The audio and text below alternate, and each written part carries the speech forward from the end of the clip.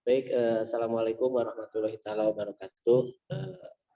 Puji syukur mari kita panjatkan kepada Allah Subhanahu wa taala yang mana telah memberikan rahmat dan karunia-Nya kepada kita semua sehingga kita bisa berkumpul walaupun secara virtual pada hari ini yang mana tujuannya untuk mempresentasikan berkaitan dengan filsafat etika yang diampu oleh Ibu Prima Melati yang temanya berkaitan dengan kebebasan dan tanggung jawab.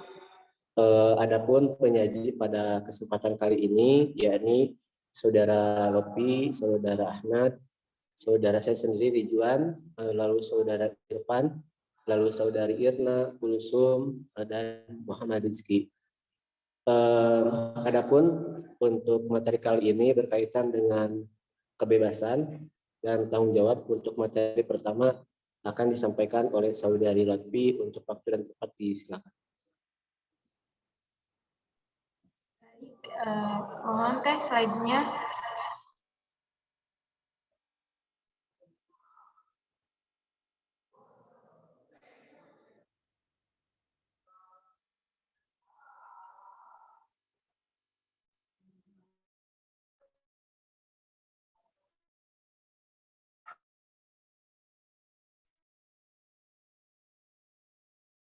Kemampuan manusia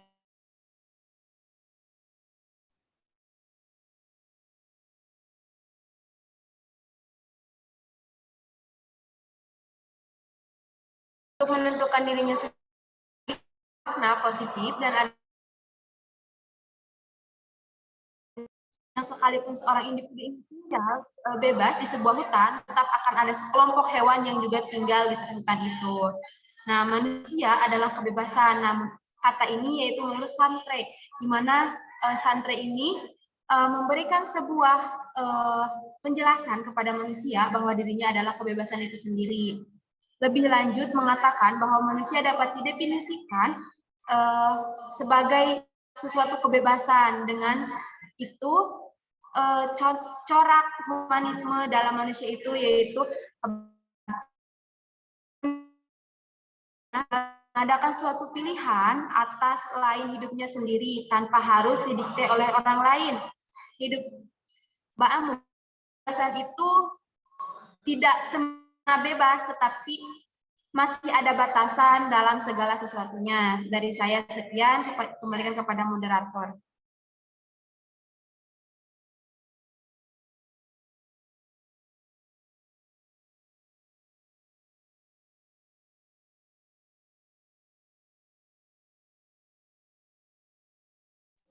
Oke, baik. Terima kasih kepada Saudari Lopi yang telah memaparkan materinya berkaitan dengan kebebasan.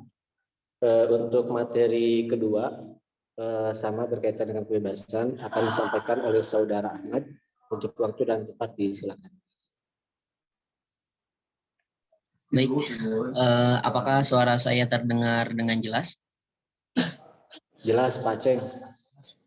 Ya, siap. Terima kasih atas waktu dan juga kesempatannya yang sudah diberikan oleh moderator dan juga yang kami hormati Ibu Prima selaku dosen pengampu mata kuliah filsafat etika ini, dan juga rekan-rekanku sekalian, mahasiswa PPKN 33, semoga senantiasa kita semua ada dalam lindungan sedang Allah Subhanahu wa taala. Oke, dalam kesempatan kali ini saya akan menjelaskan topik kedua, yaitu kebebasan sosial politik. Ini ada 3 kunci atau juga tidak kunci kata yang akan saya paparkan, yaitu kebebasan, yang kedua ada sosial, dan yang ketiga yaitu politik. Tadi mungkin untuk kebebasan sudah sedikitnya dipaparkan oleh Teh Lopi, namun di sini saya akan melipitasi kebebasan itu tersebut. Nah, dalam hal ini dalam arti filosofis artinya itu tidak terjajah dan juga tidak terbelenggu bangsa asing,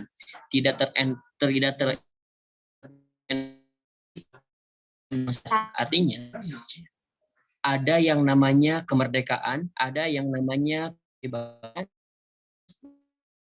demokrasi Pancasila, yaitu dari rakyat oleh rakyat dan juga untuk rakyat sesuai dengan kultur dari adat Negara Kesatuan Republik Indonesia ini.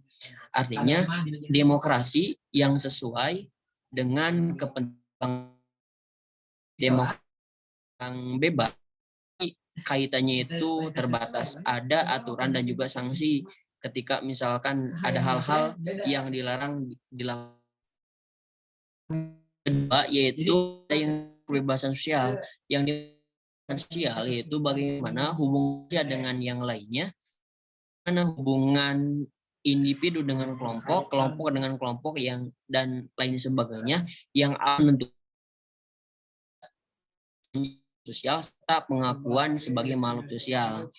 Artinya dari yang namanya kebebasan sosial itu bagaimana seseorang melakukan hak, menerima hak maksudnya, melakukan kewajiban serta mendapatkan jaminan sosial sebagai makhluk sosial, yaitu makhluk yang saling membutuhkan antara satu dan lain sebagainya.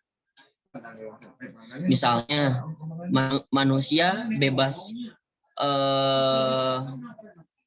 berpendapat, bebas berkumpul dan lain sebagainya, serta hubungan dengan itu yang itu yang namanya yang itu konstitusional dasar warga negara menentukan partisipasinya dalam kehidupan politik, halnya kebebasan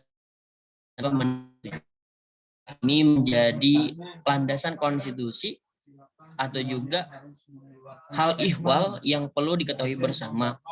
Artinya tidak ada yang namanya pengengkangan, tidak ada yang namanya otorisasi dari kebebasan politik tersebut. Masyarakat Indonesia, semua elemen masyarakat di Indonesia boleh menentukan pendapatnya, boleh menentukan tujuannya, boleh menentukan arahnya guna keberlangsungan serta kedaulatan bangsa Indonesia. Itu yang bisa saya sampaikan. Nanti untuk materi selanjutnya akan diperjelas oleh teman-teman yang lainnya. Sekian, assalamualaikum. Baik, terima kasih.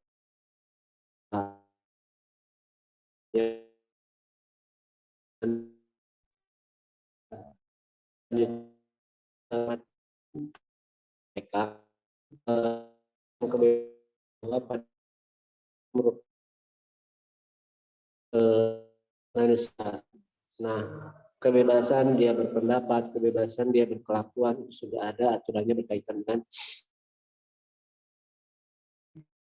itu di sana tatak titik tindak laku manusia itu sudah diatur.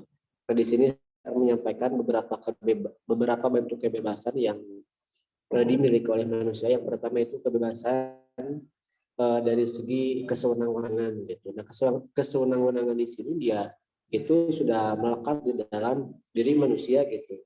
Dia bisa berbuat kesewenangan sesuai dengan ya terserah dia aja gitu. Ketika dia melakukan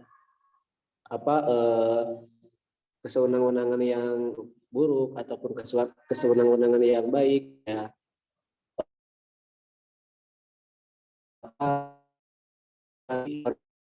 dia terima itu akan didapatkan. Ketika berkelakuan baik ya mungkin atau ketika dia berkesewenangan baik ya feedback yang dia dapatkan akan kebaikan.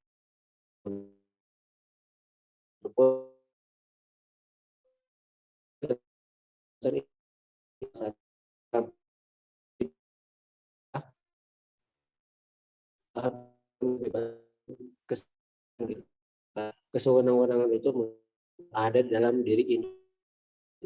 Lalu yang kedua fisik. Di kebebasan fisik mengatakan bahwa manusia itu secara fisikly itu bebas kemana saja gitu. Dia bebas ke sana kemari. Akan tapi ketika dia melakukan kesewenang-wenangan lalu dia kena pidana, maka kebebasan fisiknya sendiri pun itu terbatas. Lalu yang ketiga ada kebebasan yuridis. Kebebasan yuridis itu berkaitan dengan hukum, yaitu ketika dia melakukan kelakuan, tindak kelakuannya itu sesuai dengan hukum, ya mungkin konsekuensi yang diterima pun itu tidak terlalu buruk. Kan tapi ketika dia melakukan kesewenangan yang berkaitan dengan ataupun menyeleweng dari hukum, ya mungkin dia akan ada konsekuensi yang diterima. Oke, next.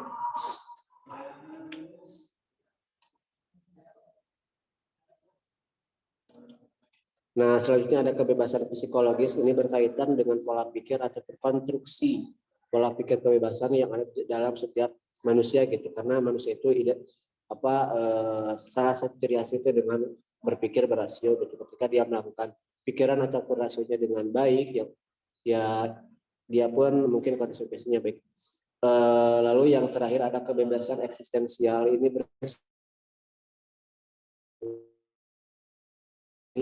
ketika dia melakukan pemilu, dia bebas tanpa ada paksaan gitu, karena dan luber. Nah, di sana ada kata kebebasan ataupun dalam artian jujur.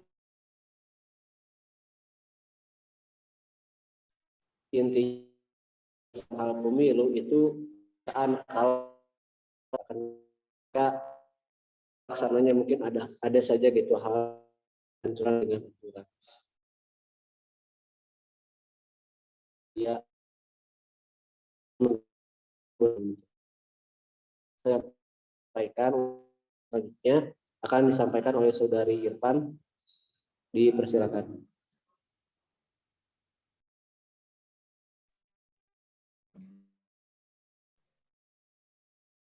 Sampai oleh Muhammad Rizky, saya silakan.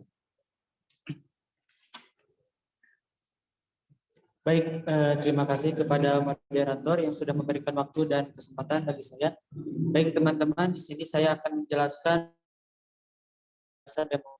Nah, kebebasan dalam demokrasi itu merupakan dua hal yang tidak dapat dipisahkan. Artinya, itu antara kebebasan dan demokrasi itu saling keterkaitan.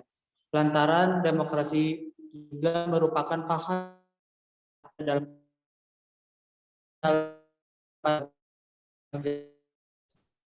itu menjalankan negara.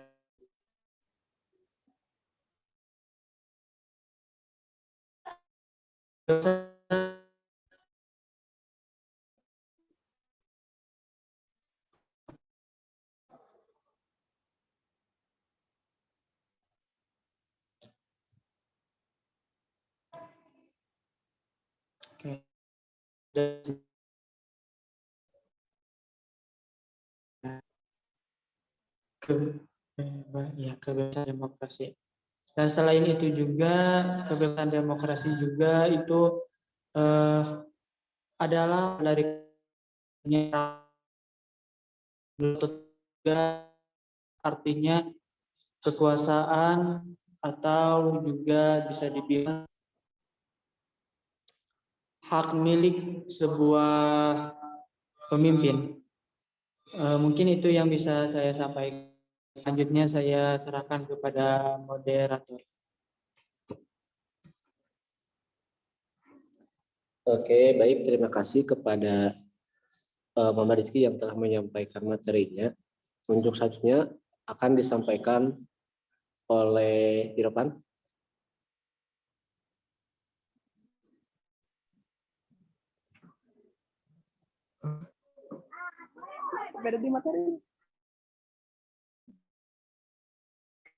Terima kasih kepada yang telah memberikan saya kesempatan untuk mengenai masalah kebebasan gitu. Tentunya di sini masalah kebebasan dibagi dua, ada kebebasan positif terus negatif. Nah, di sini bisa dilihat gitu ya tentang kebebasan positif. Kebebasan positif ialah tersedianya suatu hal atas tindakan yang akan dilakukan sebagai penentu atas diri itu sendiri. Artinya, ialah kebebasan yang memiliki hak kuasa atas tindakan. Konsep ini tidak sama dengan kebebasan negatif yang mengacu kepada kebebasan dari batasan luar terhadap tindakan seseorang. Di sini gitu ya.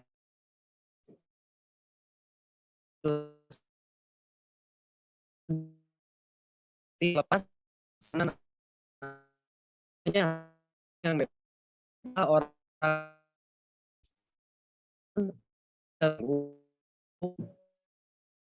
sama